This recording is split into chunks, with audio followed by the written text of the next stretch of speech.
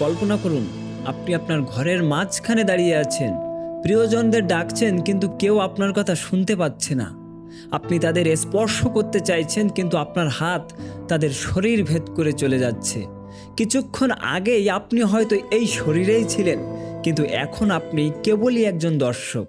হ্যাঁ, ঠিক এভাবেই শুরু হয় মৃত্যুর পরবর্তী প্রথম 1 ঘন্টার সেই শিহরণ জাগানিয়া যাত্রা। গরুর পুরাণ অনুযায়ী দেহত্যাগের ঠিক 60 মিনিটের মধ্যে আত্মার সাথে এমন 7টি ঘটনা ঘটে যা শুনলে আপনি শিউরে উঠবেন। কেন আত্মা তার নিজের মৃতদেহ দেখে চিৎকার করে? কেনই বা সে মরিয়া হয়ে আবার শরীরে ঢোকার চেষ্টা করে?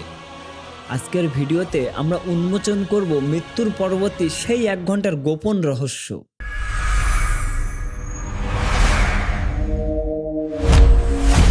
পৃথিবীতে যার জন্ম হয়েছে তার মৃত্যু সুনিশ্চিত।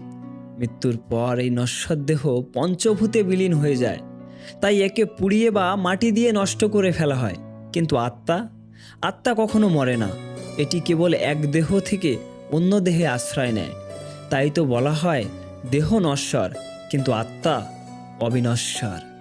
শ্রীমদ্ ভগবদ্ গীতায় ভগবান শ্রীকৃষ্ণ বলেছেন, আত্মাকে কোনো অস্ত্র দিয়ে কাটা যায় না, আগুনে পোড়ানো যায় না, জলে ভেজানো যায় না, এমনকি বাতাসও তাকে শুকিয়ে দিতে পারে না।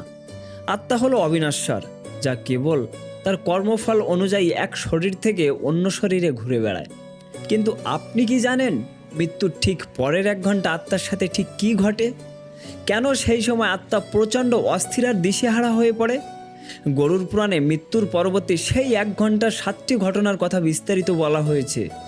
চলুন জেনে নেওয়া যাক সেই 7টি ঘটনা। দেহত্যাগের পরেই আত্মা এক অদ্ভুত শূন্যতায় নিমজ্জিত হয়।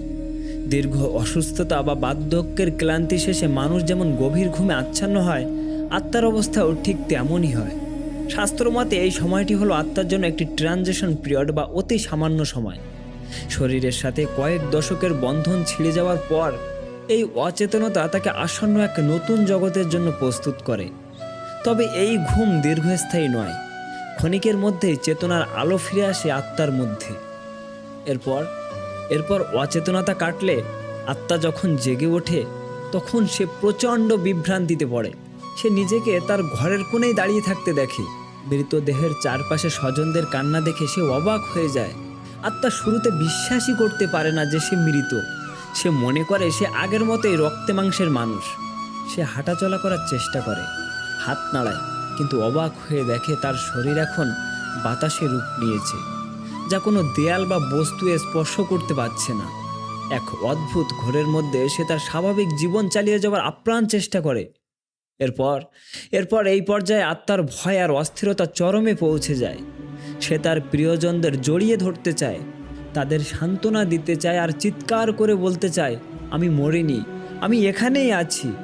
কিন্তু জগতের কারো কানে সেই শব্দ পৌঁছায় না। কেউ তাকে দেখতে পায় না, কেউ তার কথাও শুনতে পায় না। প্রিয় মানুষেরা যখন তার নিথর দেহ নিয়ে ব্যস্ত থাকে, তখন আত্মা তাদের মাঝেই হাহাকার করতে থাকে। এই চরম অবজ্ঞা আর অদৃশ্য হয়ে যাওয়ার বোধ তাকে মানসিকভাবে ভেঙে চুরমার করে দেয়। হাজার বছরের সংস্কার আর মায়ার বাঁধন ছিঁড়ে ফেলা এতটাও সহজ নয়। আত্মা তার সাজানো ঘর, প্রিয় আসবাবপত্র এবং অতি আদরের আত্মীয় স্বজনদের ছেড়ে যেতে চায় না। সে বারবার তার স্ত্রী, সন্তান বা মা বাবার কাছে ফিরে যাওয়ার চেষ্টা করে, কিন্তু প্রকৃতির অমোঘ নিয়মে সে বুঝতে পারে সে চাইলেও আর এই জগতের অংশ হতে পারবে না। এই বিচ্ছেদ যন্ত্রণা তাকে নরক যন্ত্রণার মতোই কষ্ট দেয়। আত্মা যখন তার প্রাণহীন শরীরকে দাহ করার প্রস্তুতি নিতে দেখে, তখন সে আতঙ্কিত হয়ে পড়ে। সে মরিয়া হয়ে আবার সেই পুরনো শরীরে প্রবেশ করার চেষ্টা করে, কিন্তু যমরাজের দূতরা বা প্রকৃতির অদৃশ্য শক্তি তাকে আটকে দেয় বারবার। তার প্রবেশের পথ বন্ধ হয়ে যায়। সে বুঝতে পারে যে জরাজীর্ণ খাঁচা সে ছেড়ে এসেছে, তাতে আর কোনোদিন প্রাণ সঞ্চার করা সম্ভব নয়।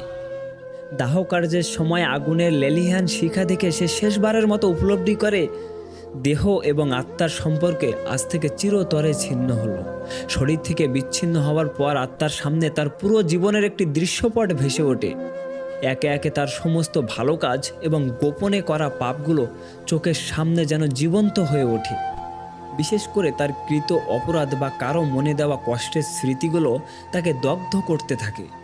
যে ধন সম্পদ বা অহংকারের জন্য সে অন্যায় করেছিল সেগুলো আজ তার কাছে অর্থহীন। স্বজনদের বিলাপ শুনতে শুনতে সে অনুতপ্ত হয় এবং বুঝতে পারে যে তার সময় শেষ। এরপরেই যমদূতেরা তাকে যমলোকের সুদীর্ঘ পথের দিকে নিয়ে যেতে শুরু করে। অবশেষে শুরু হয় মহাযাত্রা। যমলোকের বিচারালয়ে পৌঁছানোর পর চিত্রগুপ্তের খাতা অনুযায়ী তার কর্মফলের পুঙ্খানুপুঙ্খ বিচার হয়। এটি কোনো সাধারণ আদালত নয়, বরং আত্মার চেতনার বিচার।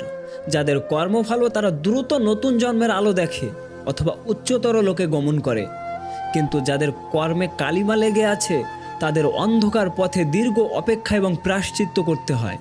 এই বিচারই নির্ধারণ করে আত্মার পরবর্তী গন্তব্য।